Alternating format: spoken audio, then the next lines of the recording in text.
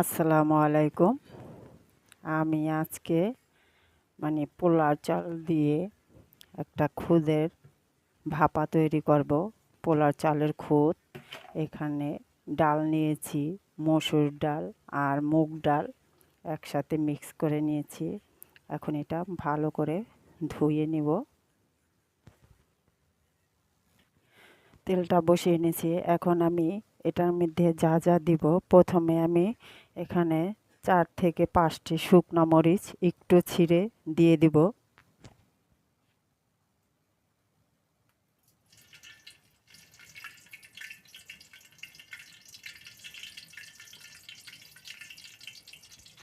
দিয়ে দিব দারচিনি, এলাচ, তার সাথে দিয়ে দিব তেজপাতা,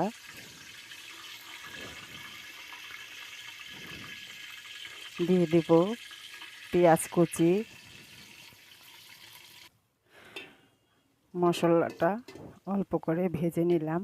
এখন আমি এখানে চাল হচ্ছে সোয়া কেজি, 1 কেজি 1 পা। তাই আমি এখানে চা চামচে 1.5 চামচ, 2 চামচ আদা রসুন বাটা দিয়ে দিব। আদাটা ভালো করে একটু ভেজে নিব, যাতে গন্ধটা চলে যায়, আদার কোনো গন্ধ যাতে না থাকে।